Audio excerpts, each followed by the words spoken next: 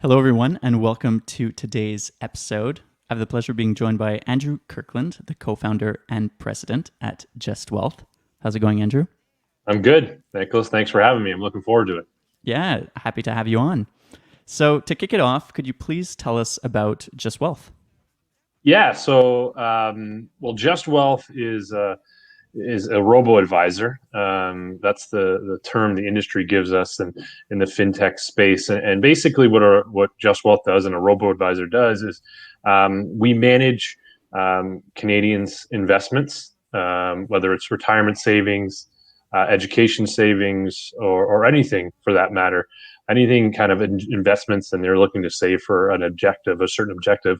We do that in a way where we're using technology as the primary medium to interact with our customers, right? And traditionally, what people have done in Canada is if they had an investment or they wanted money to invest, they had to, probably go to a bank and set up an investment account there and work with somebody to actually manage that money and hopefully they can meet those objectives. The other alternative was you could do it. The Canadian could do it themselves, so they could set up a discount brokerage account and literally manage those investments or those proceeds that they have invested on their own merits, and take the time to do that. Now, what a robo advisor does and what Justwealth does is it tries to bridge the gap between those two mediums. So you're going to be using you're going to be partnered with somebody to help you manage your investments, and someone's going to be tasked with managing your money and making sure it's meeting your objectives. But we're using technology and we're using the efficiency of the internet to enable to have that partnership and have that connection with the client. So we're trying to deliver that person connection in a more efficient manner. And through all of that, there's significant cost savings that can be had. So as an example, if you take that first avenue that I was talking about, when you have someone going to a bank, right, and dealing with somebody, there's a lot of costs that are built into the annual fee when you invest, and typically it's around 2.5%, 2.5% is what you're going to be paying in order to get that advice and get that service from that employee at the bank. Whereas the other avenue is that do-it-yourselfer. It's a much lower cost vehicle because you don't really have anyone helping you along the way. So you're kind of left to your own devices and figuring out what you can do. There's different Sure. cost structures. You have fees like a per trade and stuff like that. But with the robo advisor, we're significantly reducing that cost of the human interaction. And it's only 0.5% versus the 2.5% that I was talking about before.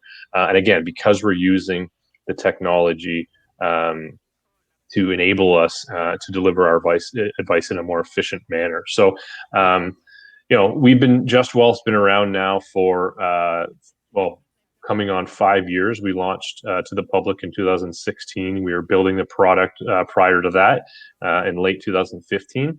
And we've seen steady growth of the overall business from 2016 all the way to today, and we continue to see that growth each and every day, and it's just ramping up significantly. I think one of the things that Justwealth tries to pride itself on is the word just wealth actually means justice, and our goal is to we're held to a fiduciary standard to make sure that investors' interests are held first over our own, and we're on a mission to bring justice to all Canadian investors. So the Just and Justwealth isn't only it's for justice Okay. and helping clients get justice on their investments from a long time of paying high fees. Cool. So when we think robo-advisor, first thing that comes to mind is a fully automated process, but you also have that human component. Has that, like, I guess you saw the value in it given your background. Is that something you think is still always going to remain the case? Or will robo-advisors, do you believe, be able to have that fully automated aspect where you don't need that human interaction? Yeah. We So I'll address the kind of human interaction first. So Justwealth, yes, like every single client of Justwealth, if you come and open up an investment account with us, you are assigned a personal portfolio manager, and that personal portfolio manager is tasked with making sure that your investments are aligned to whatever objectives that you have told us that you want. And we figure that out again using technology. If whenever somebody comes on to Justwealth, they complete an investment questionnaire, so we have an understanding of what are their objectives, what is their time horizon needs, what is their expectations on this investment. So the personal portfolio manager will take those answers to that investment questionnaire and make sure that the portfolio that that particular person is in is aligned to those objectives, right? Now we have pre-populated portfolios for clients, close to 70 of them actually. So we have many different objectives that can be met. The personal portfolio manager is there for that particular client. If that client wants to speak to somebody, we're finding that some people, it's a very, maybe when they first sign on and they first, set up their account, they want to have a conversation or an email communication with their personal portfolio manager. But once they're set up and running, they're kind of comfortable with the way it's working, and their I guess communication with us kind of drops off. So I think there's some people who just don't want to speak to anyone. They kind of like that robo nature, which is totally fine. It's totally up to how that person wants their objectives met. So I think it's a model that can appease multiple different people, right, and multiple different demographics. It's not, you're not so pigeonholed to you have to speak to somebody right away and on a monthly basis. But if you want that, you have the ability to reach out to someone and speak to them, right? So it is really a very flexible model from a servicing perspective. And I think what's happening now is in my previous role, and you kind of mentioned this, Nicholas, I was actually tasked with, I worked for a very large mutual fund company here in Canada.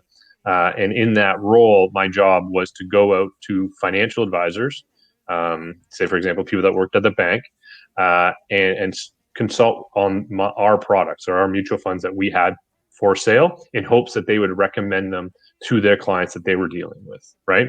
And I just felt like I was traveling all across the province, working with different financial advisors, and to me, it just seemed as though it was a very inefficient way of accessing information, accessing advice, which is why I kind of left that firm and started Justwealth, in the sense of trying to deliver a product that was still very high quality, but using efficient mediums to deliver that product. And as time has progressed, I think robo-advisors, when we were first launched, were kind of known as maybe a competitor to the incumbents like the banks. Sure. But I think what people are starting to realize now is they can be a complement and they can be a partner. And what we've seen recently in the last few years, and it's significantly catapulted our growth this year in 2020, in fact, is financial advisors are looking to us and partnering and referring clients to us. So we're managing the money for those particular clients, but they're managing the relationship, right? So the robo-advisor evolution has really grown from a direct-to-consumer model, and now we still do that direct-to-consumer because there's a demand for that from Canadian investors. But some Canadian investors still want to, they want to see somebody, they want to meet, on a regular basis. Maybe right now during COVID, but they like that person that they know, rather than maybe a computer screen or an email that they get with a robo-advisor. And the financial advisors realize that the lower cost of a robo-advisor does have a big impact on someone's overall wealth. So partnering with a robo-advisor from a financial advisor perspective has really seemed to pick up over the last, I'd say, 12 months. That the trust aspect, I think, is really interesting. That's why traditionally most people go to their bank in Canada. Canadians are known to have a high level of trust towards their financial institutions.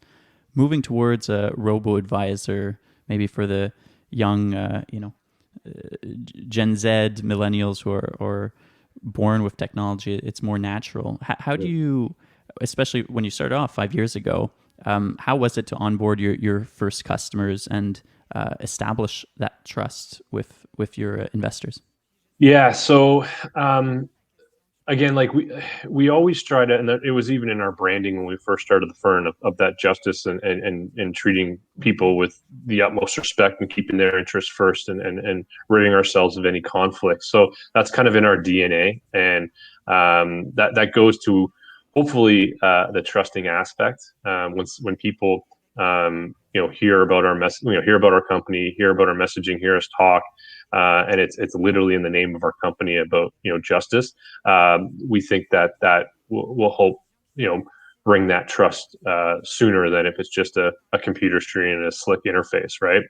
It's a relationship, and it's a kind of a following. So I think we're also noticing a lot of people uh, come to us because of our backgrounds in financial services. So myself and my co-founder, I was 10 plus years, now over 15 years in the investment industry. My co-founder, James Gauthier, who's the chief investment officer at Justwealth, he's over 20 years in managing asset allocation strategies. And in fact, he developed some of the largest asset allocation strategies currently in use at the banks, right? So when people come to us and they see the leaders of the firm and the founders of the firm heavily experienced in the financial services industry, I think that gives them a little more trust in us. We're not just young kids starting a financial tech entrepreneurs starting a financial services company. We are financial services experts and professionals using technology to get the financial concepts out to the masses. Let's speak about that because I think that's very interesting. You both have years of experience in the industry, and then you go and you build a RoboAdvisor, very tech heavy. Did you have tech experience? How did you manage that? Tell us a bit about that path of and what that was like the moment you decided to shift from traditional career path to gearing towards entrepreneurship.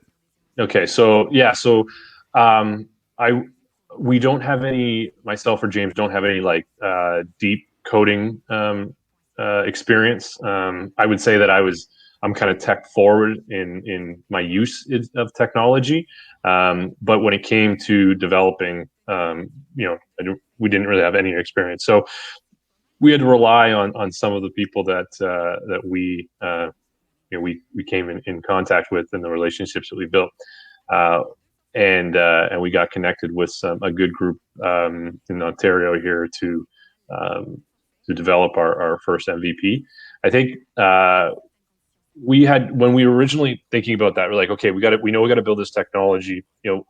Who's going to do it for us? Where are they going to be from, right? And there was many different avenues. You could get it done offshore. You could get it done in Canada.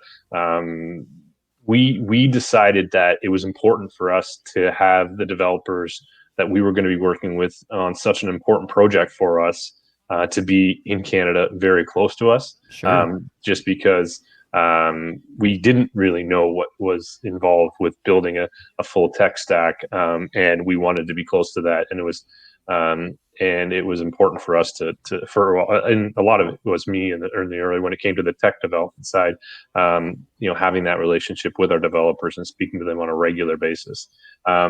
So it was a little bit nerve wracking for sure. I think anytime you go through a tech development, it can be nerve wracking. It's a little uneasy, especially if you don't have the technology background. I've been through it before, but I would say now that I've been through it a couple of times, a couple of iterations of kind of our stack, it's definitely I'm definitely more comfortable now than I was say 5 years ago. But a learning curve for sure. And then I think your other question was addressing going from kind of a traditional career path to more of a startup.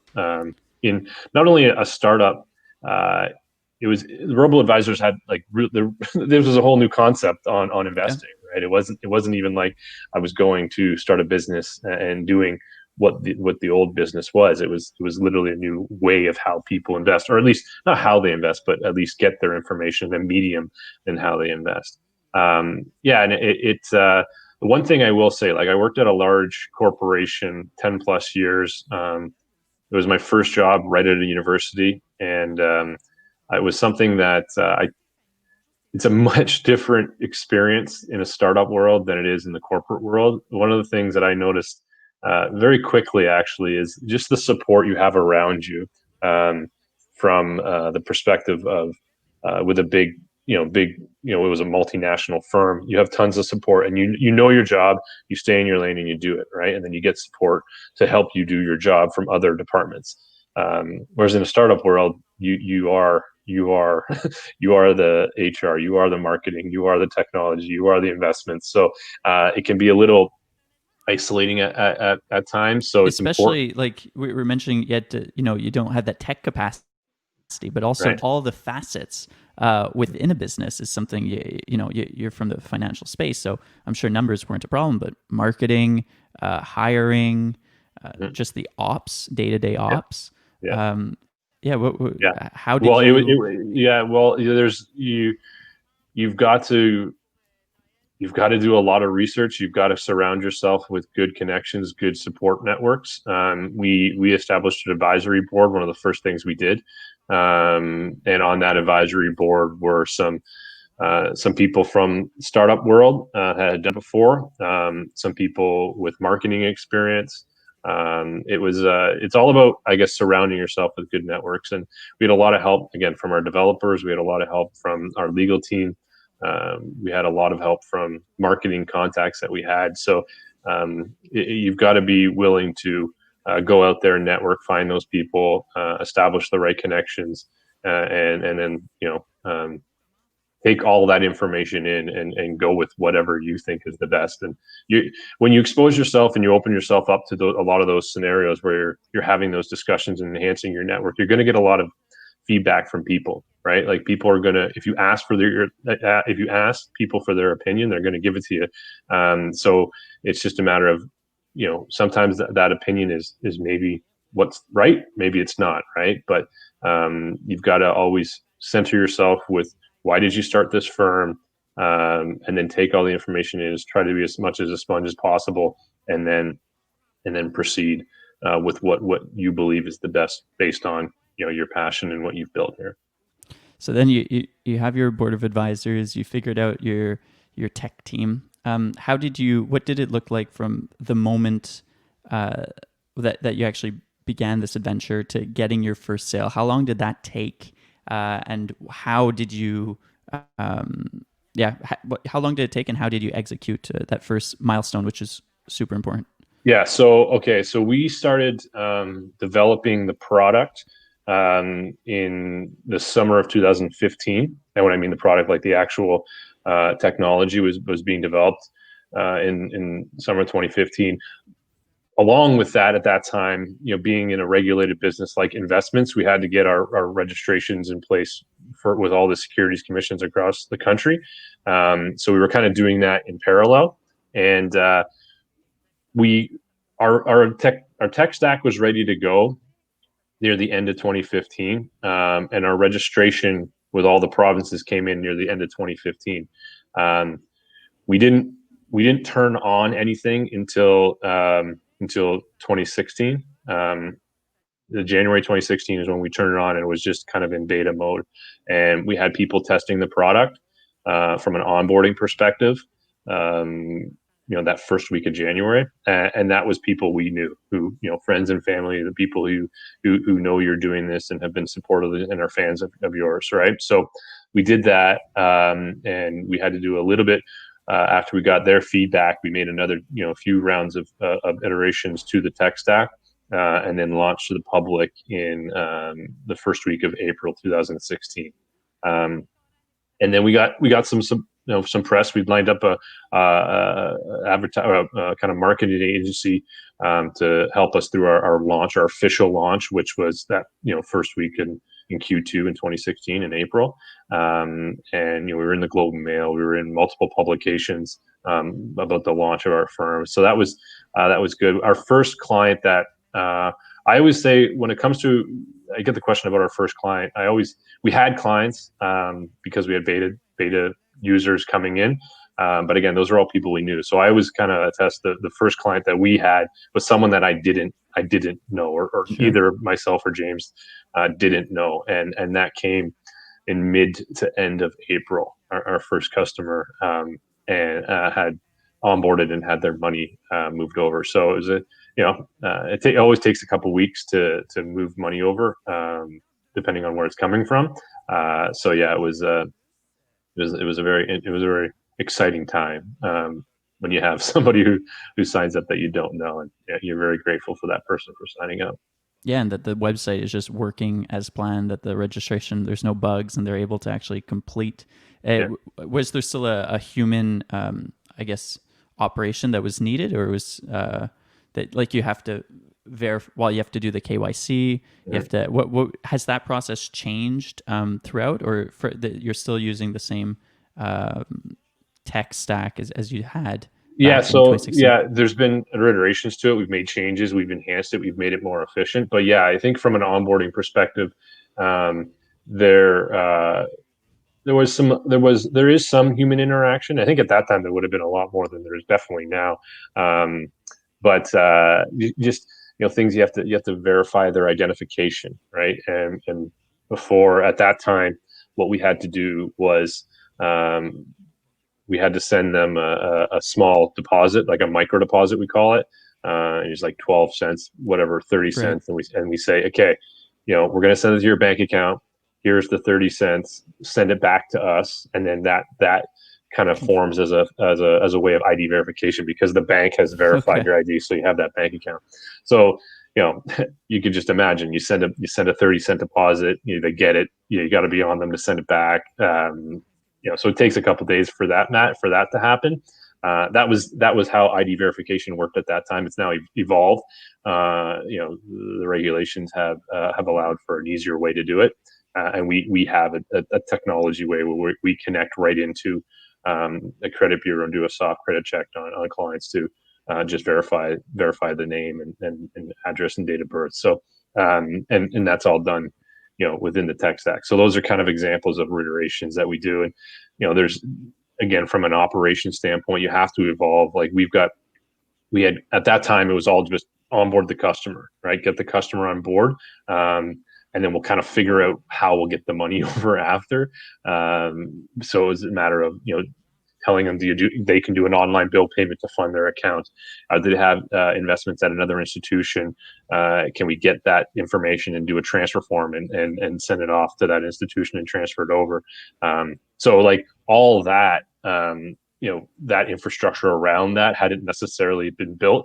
We just wanted to onboard at that point. But now, if you look at our kind of whole process, it's very automated, and clients can fill the transfer form, sign it, the ID verifications right away, funding their bank accounts, opening the investments accounts. It's all same day, right? So it's a very quick process.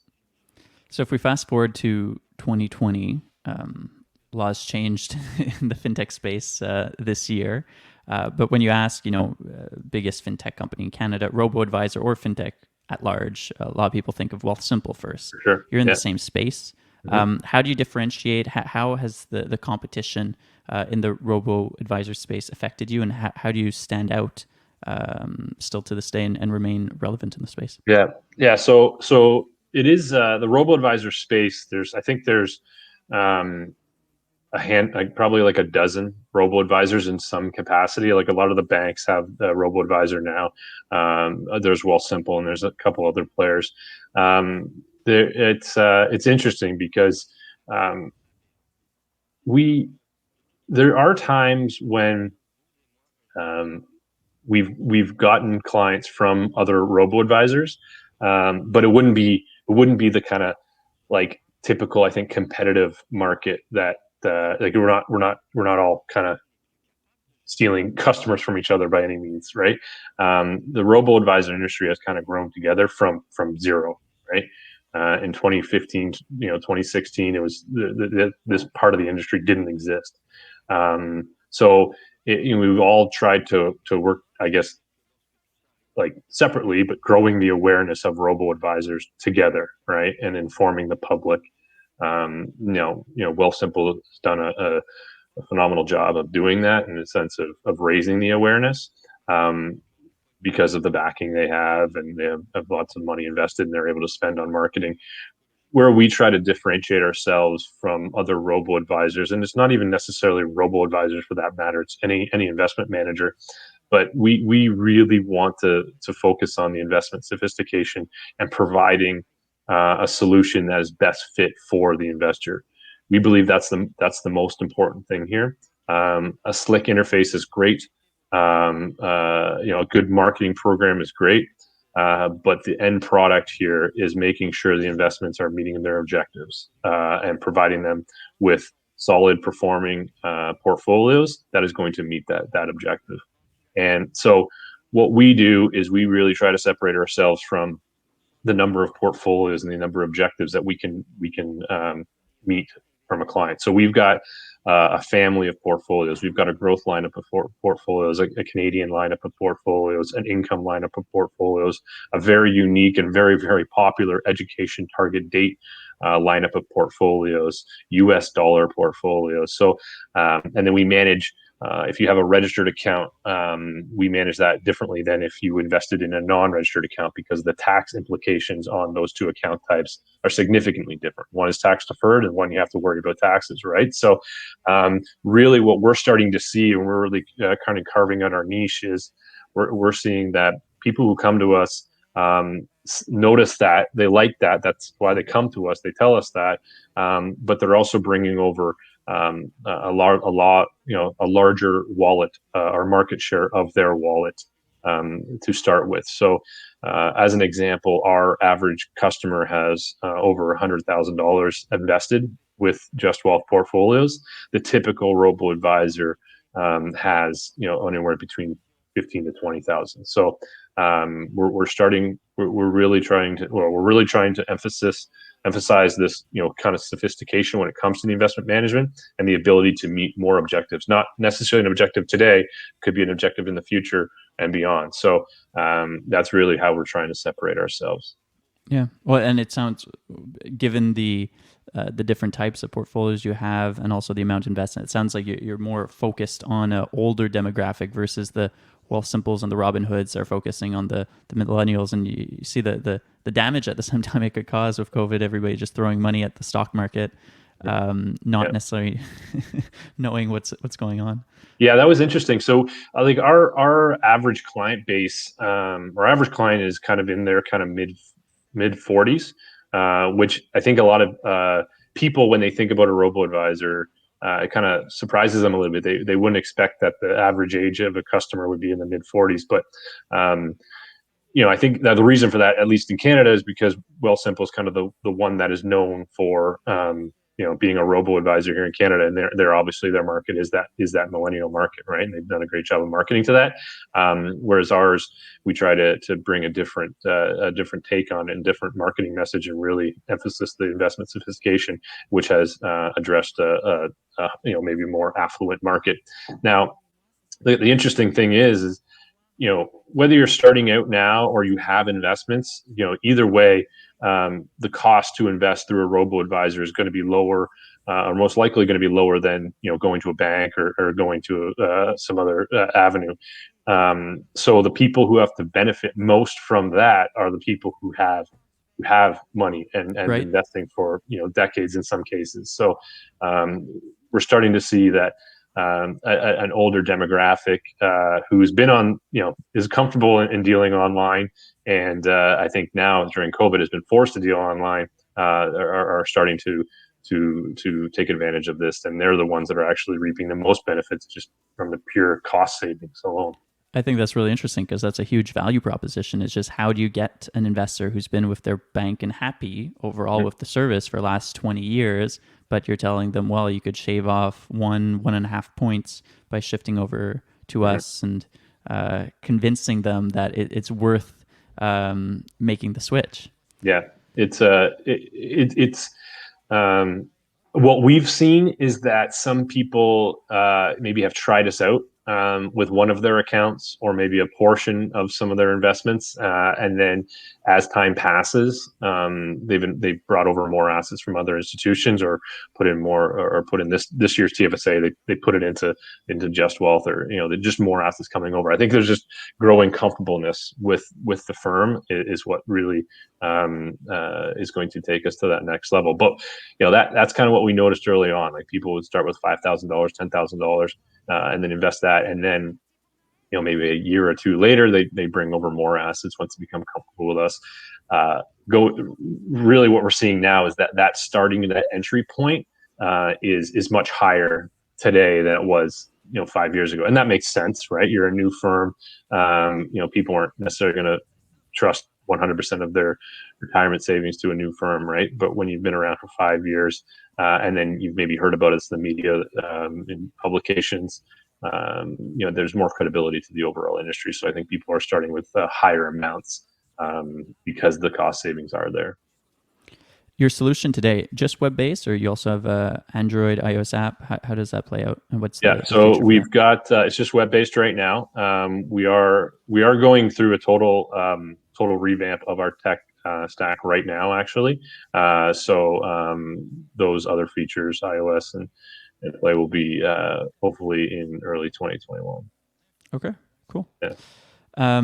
To wrap up the episode, Andrew, I'd love to know, because I think you bring a unique perspective for the listeners who perhaps are other professionals in the financial industry that see all the opportunity and all the disruption that's going on, are interested in taking the plunge, but like the investors who've been investing 20 years, maybe are comfortable with their careers.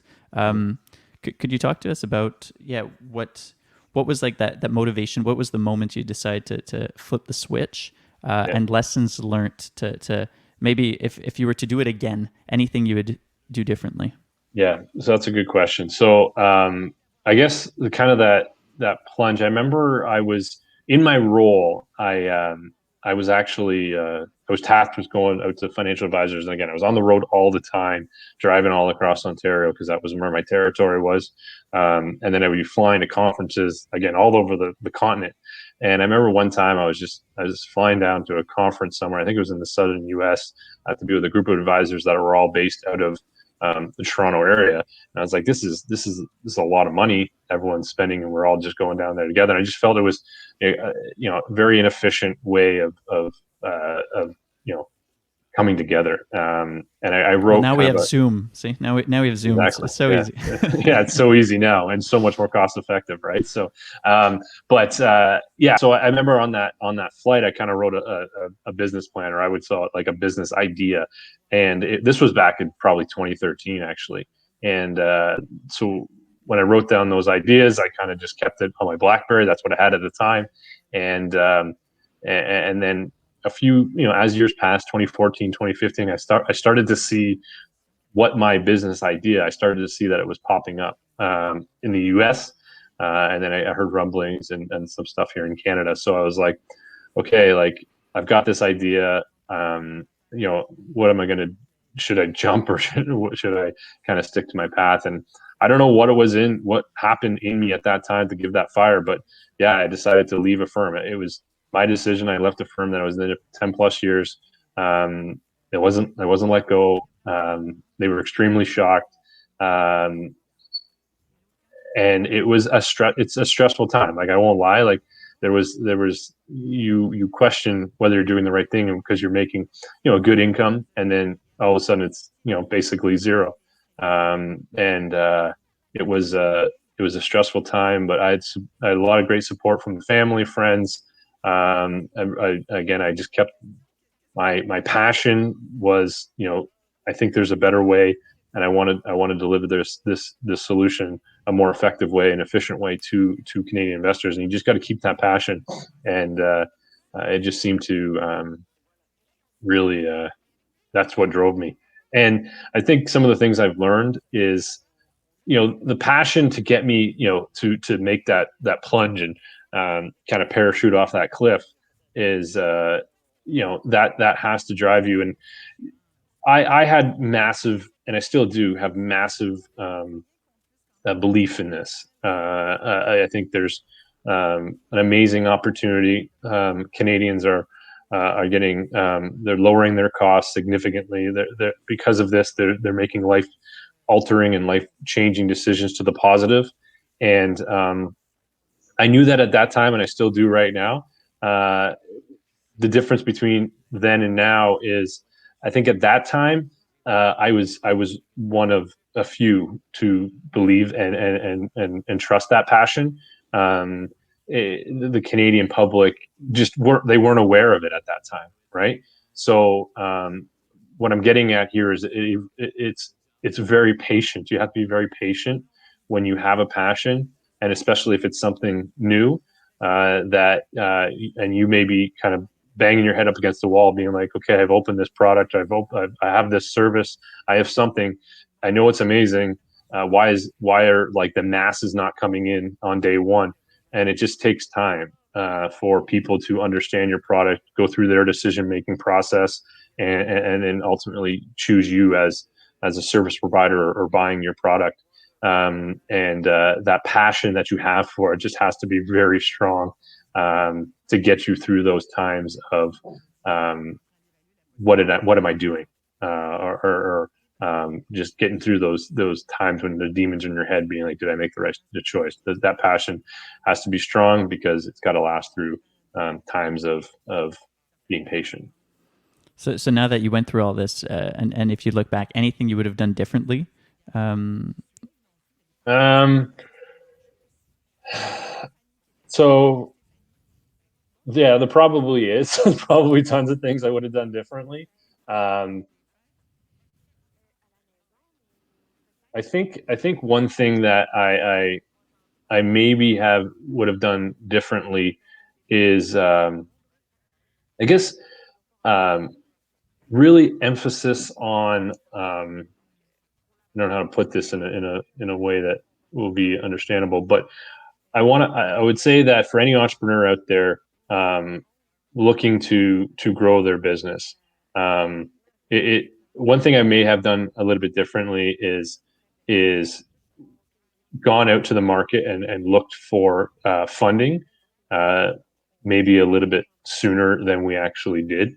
Um, and don't worry about necessarily diluting yourself early on. I think one of the things that we experienced was, we've done a couple rounds right now, and now we've got some good partnerships now that are helping us, and invested in us. So we're kind of along that path. But I think, making sure you've got funding and a solid business plan is important. And I think, again, it's something that you get so tied up in the business, right? And sometimes you get away from, um, maybe the fact that you have to raise money, or um, you've got to look for that strategic partnership. It's always good to allocate some time um, to those kind of business planning initiatives, and not necessarily get so sunk in the actual business, right? So really emphasizing kind of strategic planning and pricing that a little bit more, is maybe one of the things I think we would have done a little bit differently. But it's just a crazy time, and you can always look back and try to pick something, but it's, sure. Especially overall, I think, especially this year. yeah, And you exactly. mentioned you had a big network, and you reach out for a lot of advice. Do you remember maybe when the best advice, or some of the best advice you've gotten from your network?